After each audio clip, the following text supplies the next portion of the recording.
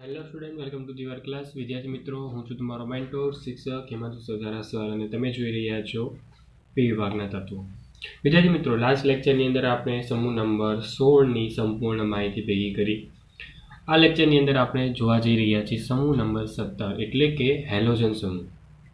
Yes, જો તમે તત્વોનું નામ પાડો, તત્વોને યાદ કરો તો તમે બધા જ જાણો છો તે મુજબ તેના જે પણ નામો છે તે કંઈક આ રીતે આપણે ઓળખીએ છીએ: ફ્લોરિન, ક્લોરિન, બ્રોમિન અને આયોડિન.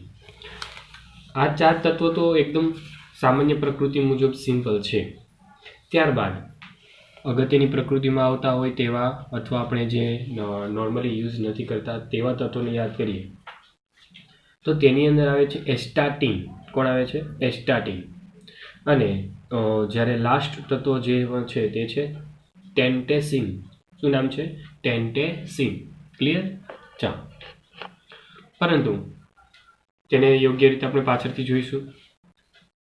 અત્યારે જોઈએ ફક્ત ફ્લોરિનથી લઈને એસ્ટાટીન સુધી. ફરી એકવાર, fluorine, chlorine, bromine, iodine, astatine. આ બધા તત્વો જે છે તેને હેલોજન તત્વો કહેવામાં આવે છે. જે ગ્રીક શબ્દ હેલો, એનો અર્થ સામાન્ય થાય છે ક્ષાર. શું થાય છે? ક્ષાર. ઓકે, અને તેના પરથી એક ચોક્કસ પ્રકારનું હેલોજન તત્વ નામ ઉતરી આવેલું છે.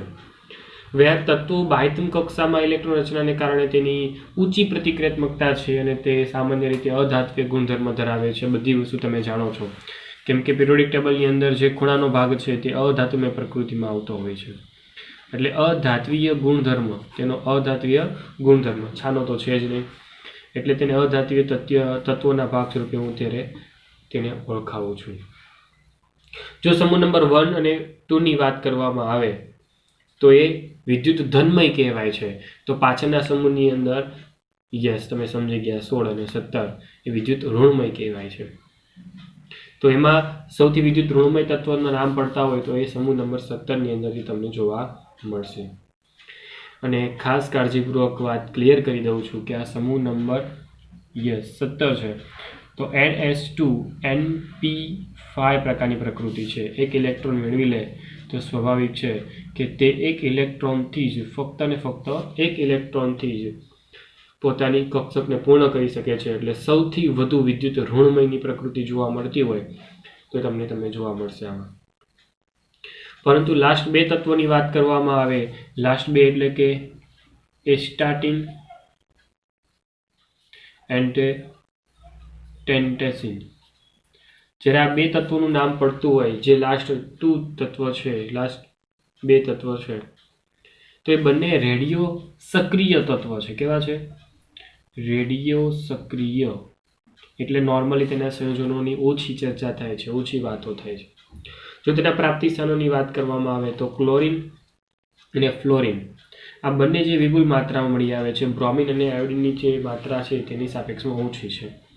ફ્લોરિન મુખ્યત્વે છે તે અદ્રાવ્ય ફ્લોરાઇડ સંયોજન બનાવે છે, જેમ કે ફ્લોરસ્પાર, જેને આપણે CaF2 કહીએ છીએ. ખાસ યાદ રાખજો આને, કેમ કે તેની ફોર્મ્યુલા જે પણ છે તે યાદ રાખવા જેવી છે. ક્રાયોલાઇટ. ઓકે, તેને કહેવાય છે Na3LF6, જેને કહેવાય છે ક્રાયોલાઇટ. અને એવી જ રીતે તમારી પાસે છે ફ્લોરો એપેટાઇટ.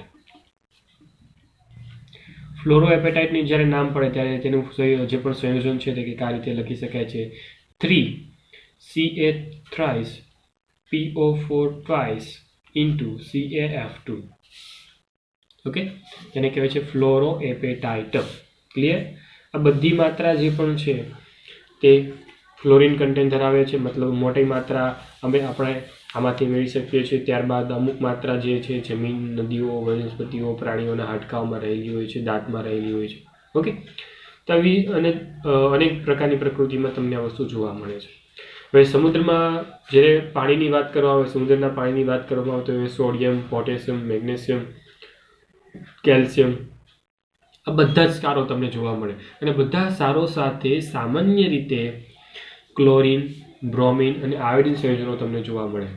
પણ યાદ રાખવાનું છે કે સોડિયમ ક્લોરાઇડ NaCl, તમે બધા જાણો છો NaCl ને, NaCl ની જ્યારે નામ પડે ત્યારે બધા જાણો છો ને એ વજનથી 2.5% વજનથી 2.5% જેટલું તમને સમુદ્રના પાણીમાંથી મળી આવે છે. જ્યારે સૂકા થઈ ગયેલા સમુદ્રના નિક્ષેપોમાં આ સંયોજન ખૂબ જ મોટી માત્રામાં તમને જોવા મળે. ધેટ મીન્સ કે NaCl ખૂબ જ મોટી માત્રામાં જોવા મળે છે. ત્યારબાદ છે કાર્નેલાઇટ, જેને કહેવામાં આવે છે KCl × MgCl2 × 6H2O, જેને શું કહેવાય છે? કાર્નેલાઇટ કહેવામાં આવે છે. યસ. તો કાર્નેટ જે પણ સમુદ્રી જીવોના કેટલાક સ્વરૂપોમાં અથવા તો તેના તંત્રોમાં સામાન્ય રીતે આયોડિનની વાત પણ થાય છે. દાખલા તરીકે હું વાત કહી દઉં, સમુદ્રના તંત્રોની અંદર કેની જગ્યાએ આયોડિન છે, તેમ કહી શકાય કે સામુદ્રિક વનસ્પતિઓની અંદર જે આયોડિનની માત્રા હું કહીશ તો વનસ્પતિની અંદર 0.5% આયોડિન તમને જોવા મળે છે. ઓકે, હું આયોડિનની પણ વાત કરું છું તો તેની અંદર જોવા મળે છે. ત્યારબાદ અગત્યની બે પ્રકૃતિના નામ સાથે ચિલી સોલ્ટ પીટરની અંદર 0.2% તમને સામાન્ય રીતે 0.2% સુધી સોડિયમ આયોડેટ જોવા મળે છે. NaI, સોડિયમ આયોડેટ ધરાવતું આ સંયોજન તમને જોવા મળે છે. ઓકે, તો આમ અલગ અલગ પ્રકૃતિ મુજબ તમને તમારા હેલોજન તત્વો અલગ અલગ જગ્યા પરથી મળી આવે છે. જેનો ખાસ કરીને વાત તો એસ્ટાટીનની કરવા જતો હોઉં તો એસ્ટાટીન માટે તો અલગ જ સ્પેસિફિક બધી માહિતી તૈયાર કરીને તમને આપીશ.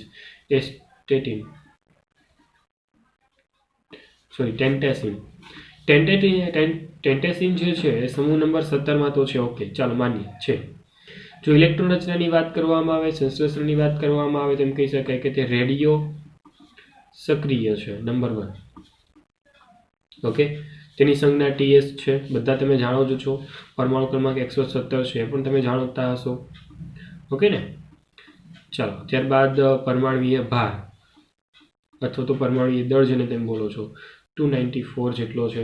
ઓકે, જ્યારે ઇલેક્ટ્રોન રચનાની વાત કરવામાં આવે તો Rn 5F14 6D10 7S2 7P5 આ ઇલેક્ટ્રોન રચના છે તેની. ઓકે ને? આ વસ્તુ જોઈ શકો છો ફરી એકવાર સામાન્ય પ્રકૃતિ મુજબ. વાત કરી તે મુજબ રેડિયો સક્રિય ધાતુ છે અને તેનું અર્ધ આયુષ્ય ખૂબ જ મિલિસેકન્ડોનું છે. એટલે જે અર્ધ આયુષ્ય છે એ અર્ધ આયુષ્ય સામાન્ય રીતે મિલિસેકન્ડ એટલે કે 1/2 કરી દો. ચાલો, 1/2 કેટલું છે? તો કે માત્ર મિલિસેકન્ડ જેટલું. એટલે વિધિની સેકન્ડોની અંદર, સેકન્ડોના નાના ભાગની અંદર જ તે ઉત્પન્ન થશે અને નાબૂદ થઈ શકે છે. આ કારણે તેનું ખૂબ જ અગવડતા પડે છે આપણને, અથવા એમ કહી શકાય કે તે જાણી શકતા નથી તેના બાકીના રાસાયણિક ગુણધર્મો વિશે. એટલે અમુક જ માહિતી આપણે ફક્ત અને ફક્ત મેળવીને અહીંયા રાખી છે. એ ફક્ત અને ફક્ત રેડિયો સક્રિય ધાતુઓની છે. ઓકે, જ્યારે તમે અનુવર્તી રીતે ગુણધર્મોમાં આગળ વધો છો તો ઇલેક્ટ્રોન રચનાની પહેલાં તો વાત થાય. ઇલેક્ટ્રોન રચનાની અંદર જો વાત કરવા જાઓ તો સ્વાભાવિક છે કે ઇલેક્ટ્રોન રચનાની બધાની એક સ્પેસિફિક વર્તણૂક છે. જેમ કે ફ્લોરિનની વાત કરવા જાઓ તો Fe, પછી 2S2 2P5. ત્યારબાદ ક્લોરિનની વાત કરવા જાઓ એટલે Ne 3S2 3P5. ત્યારબાદ બ્રોમિનની વાત કરવા જશે એટલે હવે આર્ગોન હવે ડી કક્ષક આવી ગયેલી D10 4S2 N 4P5. એવી રીતે હવે આયોડિન માટે ક્રિપ્ટોન આવશે.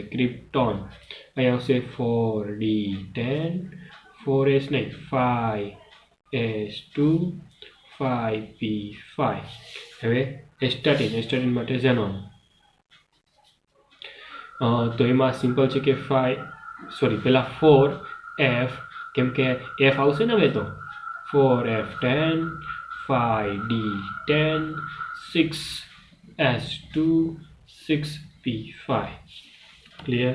And then finally tantacene Rn 5F14 6D10 6 તો અહીંયા 7 તો 7S2 7P5. ક્લિયર? ડન. ચાલો, ટેક્સ સિમ્પલ પ્રકૃતિ હતી. આ પણ તમને ખાસ કાળજીપૂર્વક જો તમે નિષ્ક્રિય વાયુને યાદ રાખો છો તો તમને આવડી જ જશે. ઓકે ને? ચાલો, ઇલેક્ટ્રોન રચનાની વાત થઈ ગયા પછી આવે છે પરમાણ્વીય ક્રમાંક, પરમાણ્વીય અને આયનીય ત્રિજ્યા. હવે પરમાણ્વીય અને આયનીય ત્રિજ્યાની વાત કરવા જઈએ, આયનીય ત્રિજ્યા, તો એટલી વસ્તુ યાદ રાખજો કે તમારી પાસે જ્યારે પણ પરમાણુ આયનીકરણ ત્રિજ્યાની વાત થતી હોય તો તેમાં મહત્તમ અસરકારક કેન્દ્રીય વીજભારને કારણે તેના અનુવર્તી જે પણ આવર્તો છે તે સૌથી ઓછી પરમાણુય ત્રિજ્યા ધરાવતા સમૂહોમાં સમાવેશ પામે છે હેલોજન. ઓકે, કે જેનું કદ સૌથી નાનું હોય તો તે હેલોજન છે. અને તમે બધા જાણો છો કે પિરિયોડિક ટેબલની અંદર ડાબેથી જમણી તરફ જાઓ તેમ કદ ઘટતું તમને જોવા મળે છે. ઓકે ને? આ ગુણધર્મો ધોરણ 11માં આપણે સમજીને આવ્યા છીએ. તો ફ્લોરિનની પરમાણુય ત્રિજ્યા બીજા બધા તત્વોની સાપેક્ષમાં અન્ય તત્વોની પરમાણુ ત્રિજ્યા કરતાં ખૂબ જ ઓછી છે. એટલે ફ્લોરિન તત્વ છે ને ખૂબ જ નાનું છે, સૌથી નાનું તત્વ કહી શકાય. ઓકે, અને ફ્લોરિનથી તમે આયોડિન તરફ જાઓ તો એના કદમાં શું થાય? ચોક્કસ રીતે વધારો થાય. શું થાય છે? વધારો. યસ. તો આયોડિન તરફ જાઓ તો તેમ તેમ તમારી પરમાણુય ત્રિજ્યામાં કે પછી આયનીય ત્રિજ્યામાં શું થાય છે? વધારો થાય છે. ક્લિયર? ચાલો, હું નેક્સ્ટ નંબર પાડું આયનીકરણ એન્થાલ્પી. આયનીકરણ એન્થાલ્પી. હવે આયનીકરણ એન્થાલ્પીનું નામ પડે એટલે સ્વાભાવિક છે કે તેમાં આયનીકરણ એન્થાલ્પી એટલે કે એક ઇલેક્ટ્રોનનું ગુમાવવું. હવે એક ઇલેક્ટ્રોનની ગુમાવવાની જે એબિલિટી છે એ ઓછું વલણ દર્શાવશે અહીંયા. તેથી તેમાં ઊંચી આયનીકરણ એન્થાલ્પી તમને જોવા મળશે. અને આયનીકરણ એન્થાલ્પી ઓછું હોવા પાછળનું રીઝન છે વિદ્યુત ઋણમય તત્વો છે. એક ઇલેક્ટ્રોન ગુમાવો એ વધુ ડિફિકલ્ટ થઈ જાય. એટલે જ્યારે પણ ઇલેક્ટ્રોન ગુમાવવાની બાબત ક્લિયર થશે એટલે એમાં બધામાં ઉર્જા વધુ આપવી પડશે. એટલે એક સામાન્ય વસ્તુ કહી શકું છું કે ઊંચી આયનીકરણ એન્થાલ્પીનું મૂલ્ય તમને આની અંદર જોવા મળશે. બિકોઝ આપણે એક ઇલેક્ટ્રોન દૂર કરવો છે. એક ઇલેક્ટ્રોન દૂર કરવો આપણામાં અહીંયા વિદ્યુત કેવો છે? ઋણમય છે. અને વિદ્યુત ઋણમય હોય તો તે અઘરું થઈ જાય. એટલા માટે ઉપરથી નીચે તરફ જતા પરમાણુ કદમાં વધારા થાય છે અને એ મુજબ આયનીકરણ ત્રિજ્યામાં ઘટાડો તમને જોવા મળશે. એટલે ઉપરથી નીચે તરફ જાઓ તો આયનીકરણ એન્થાલ્પીમાં શું થશે? ઘટાડો. આ ઘટાડાનું કારણ શું છે? તેનું કદ વધતું જાય છે એટલા માટે. ઓકે ને? તેનું કદ વધે તો તે મુજબ આયનીકરણ એન્થાલ્પી જે હોય એ ઘટતી જાય. સિમ્પલ લોજિક છે. ક્લિયર? એન્ડ ધેન લાસ્ટ હું વાત કહું ઇલેક્ટ્રોન પ્રાપ્તિ એન્થાલ્પી. કોની વાત કરું? ઇલેક્ટ્રોન પ્રાપ્તિ એન્થાલ્પી. હું જો ઇલેક્ટ્રોન પ્રાપ્તિ એન્થાલ્પીની વાત કરવા જાઉં તો સ્વાભાવિક છે કે હેલોજન તત્વો તેની અનુવર્તી આવર્તમાં મહત્તમ ઋણ ઇલેક્ટ્રોન પ્રાપ્તિ એન્થાલ્પી ધરાવે છે.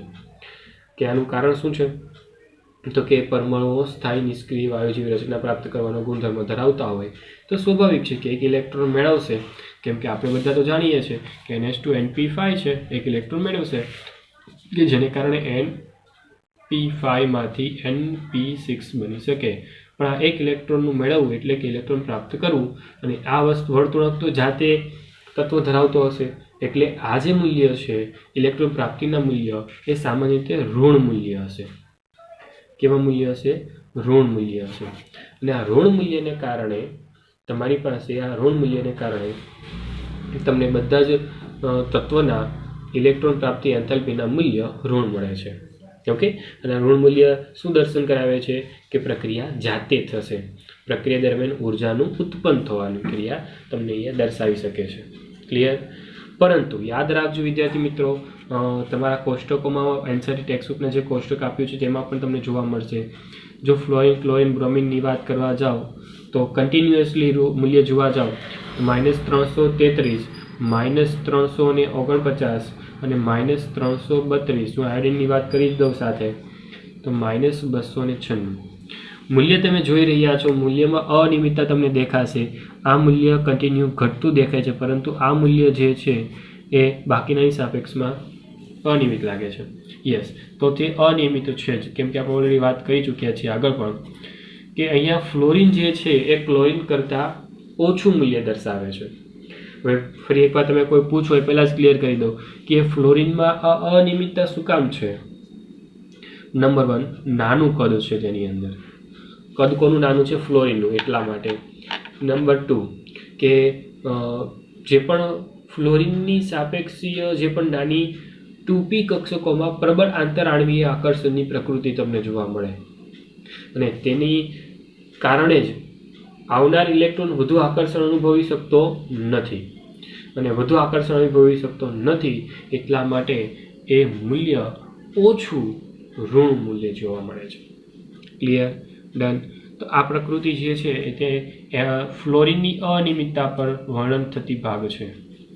કઈ ભાગને વર્ણન કરે છે? ફ્લોરિનની અનિયમિતતા. ઓકે, ચાલો. એન્ડ દેન આગળ ચાલુ તો આવે છે વિદ્યુત ઋણતા. વિદ્યુત ઋણતાની વાત કરવા જઈશ તો તમે બધા જાણો છો કે વિદ્યુત ઋણતા તો એમાં તો ફ્લોરિન, ક્લોરિન, બ્રોમિન અને આયોડિનની વાત કરી છે, એટલે કે ઉપરથી નીચે તરફ જાય તેમ ઘટે છે. ઓકે ને? કેમ કે સૌથી વધુ ફ્લોરિનની વિદ્યુત ઋણતા ઊંચી, એટલે કે 4 જેટલી. તેનાથી ઓછી ક્લોરિન, તેનાથી ઓછી બ્રોમિન, તેનાથી ઓછી આયોડિન, ત્યારબાદ એસ્ટાટીન અને ત્યારબાદ ટેન્ટેસિન. ક્લિયર? ડન. ચાલો, તો આ વસ્તુ પણ તમને ચુસ્ત રીતે યાદ હોવી જોઈએ. અમુક ભૌતિક ગુણધર્મની ચર્ચા કરી લઈએ. ભૌતિક ગુણધર્મને યાદ કરવા જઈશું તો એટલી વસ્તુ સમજી લેજો કે તમારી પાસે જે પણ તત્વો છે તે તત્વોમાં ફ્લોરિન અને ક્લોરિન આ બંને તત્વો જે છે તે વાયુઓના સ્વરૂપમાં જોવા મળે છે. બ્રોમિન જે છે તે પ્રવાહી સ્વરૂપમાં છે અને આયોડિન જે છે તે સામાન્ય ઘન સ્વરૂપમાં તમને જોવા મળે છે. ગલનબિંદુ, ઉત્કલબિંદુ પરમાણુ ક્રમાંક વધવાની સાથે સાથે તેના નિયમિતપણે તેમાં વધારો પણ તમને જોવા મળશે. ઓકે, અને બધા જ હેલોજન તત્વો રંગીન જોવા મળે છે. કેવા જોવા મળે છે? રંગીન. યસ, ખાસ યાદ રાખજો. બધા તત્વો જે છે એ બધા જ રંગીન છે. એનું કારણ એટલું કર્યું છે કે દ્રશ્યમાન વર્ણપટમાં કિરણોનું શું કરે છે? અવશોષણ કરે છે.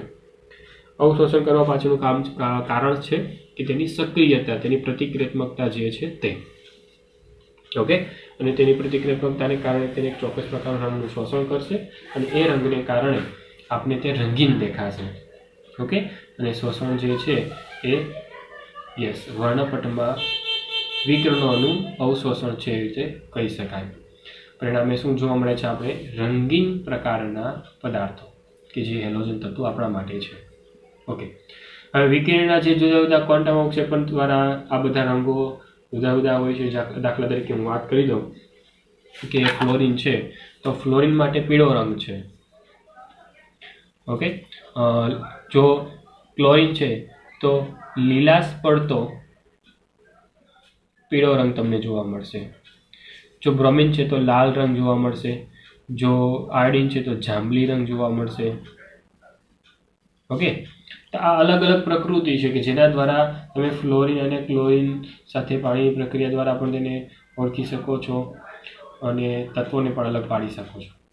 જેમાં બ્રોમિન અને આયોડિનની જ્યારે વાત કરવામાં આવે, બ્રોમિન અને આયોડિન એટલે કે આ બંને તત્વો એ પાણીમાં અલ્પદ્રાવ્ય છે.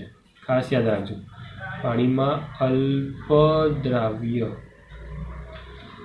કોણ કોણ? તો કે ફ્લોરિન,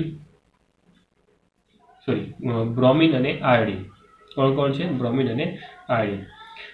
હું અલગ અલગ સંયોજનોના નામ લખું, જેમ કે carbon, okay, chloroform, carbon tetrachloride છે, અલગ અલગ બહુ બધા સંયોજન છે. ઓકે, ચાલો સંયોજનના નામ લખી દો કે જેથી તમને સમજ પડી જાય. ક્લોરોફોર્મ છે, ત્યારબાદ કાર્બન ટેટ્રા ક્લોરાઇડ છે, ત્યારબાદ કાર્બન ડાયસલ્ફાઇડ છે, કાર્બન ડાયસલ્ફાઇડ અને તેવી જ રીતે અલગ અલગ બહુ બધા પ્રકારના હાઇડ્રોકાર્બન સંયોજનો એ સામાન્ય રીતે જુદા જુદા કાર્બનિક દ્રાવકોમાં દ્રાવ્ય થઈને રંગીન દ્રાવણો બનાવતા હોય છે. ઓકે, આ વસ્તુ પણ તમારે યાદ રાખવાનું છે કે જેમાં હેલોજનમય તત્વો છે તે રંગીન બનાવી શકે છે. ઓકે, એ વસ્તુ ક્લિયર છે કે તમારી પાસે જે કોષ્ટકમાં એનસીઆરટી ટેક્સ્ટબુકની અંદર જે કોષ્ટક આપ્યું છે પરમાણ્વીય અને ભૌતિક ગુણધર્મોનું, તે તમારા માટે અગત્યનું છે જ. પરંતુ જો અનિયમિત પ્રકૃતિ જ્યાં પણ જોવા મળે છે એ ખાસ તમારે યાદ રાખવું જોઈએ. તો હજી પણ એક અનિયમિત વર્તુળક તમને જોવા મળશે, અને એ અનિયમિત વર્તુળક એ છે બંધ વિયોજન એન્થાલ્પીની અંદર. કેની અંદર અનિયમિતતા છે? અનિયમિતતા તમને જોવા મળશે બંધ વિયોજન એન્થાલ્પીની અંદર. બંધ વિયોજન એન્થાલ્પીની અંદર તમે જોશો તો તમને ત્યાં પણ ફ્લોરિન અને ક્લોરિનની અંદર અનિયમિતતા તમને જોવા મળશે. એટલે જે પણ કોન્સેપ્ટ છે એ કોન્સેપ્ટના ભાગ સ્વરૂપે જે અનિયમિતતા જોશો તો ક્લોરિનની બંધ કરતાં નબળો બંધ બ્રોમિનનો છે, તેના કરતાં નબળો બંધ આયોડિનનો છે. પરંતુ અહીંયા તમને ફ્લોરિનનો બંધ ક્લોરિન કરતાં પણ નબળો છે એવું તમને દર્શાવેલું જોવા મળશે. અને આ થવા પાછળની અનિયમિતતાનું કારણ એક જ છે કે તેમાં અબંધકારક ઇલેક્ટ્રોન યુગ્મ વચ્ચે ઇલેક્ટ્રોન અપાકર્ષણ સાપેક્ષ રીતે વધુ હોય છે. કેમ કે આમાં કદ ખૂબ જ કેવું હોય? નાનું હોય, એટલે ઇલેક્ટ્રોન વધુથી વધુ સરળથી નજીક આવી શકતા હોય છે. ઓકે, ચાલો. તો યોગ્ય રીતે આ પ્રકૃતિ તમને યાદ રહેતી હોવી જોઈએ, અને આ પ્રકૃતિ જો યાદ છે તો જ તમે તમારા ગુણધર્મ સાથે આગળ વધી શકો છો. ઓકે, ચાલો. તો વિદ્યાર્થી મિત્રો, આજના લેક્ચરમાં આટલું જ રાખીએ. ફરી એકવાર નેક્સ્ટ ટાઈમ મળીશું, એમાં રાસાયણિક ગુણધર્મને ચર્ચામાં લઈશું. ઓકે, ચાલો. તો સમૂહ નંબર 17ના બધા જ ભૌતિક ગુણધર્મને તમે એનસીઆરટી ટેક્સ્ટબુકમાંથી રિવિઝન કરો, અને ત્યાં સુધી ફટાફટ ખૂબ જ ધ્યાનપૂર્વક મને વિદાય આપો. ચાલો. તો વિદ્યાર્થી મિત્રો, હું છું તમારો મેન્ટોર શિક્ષક હિમાંશુ સરદાર sir. Thank you so much.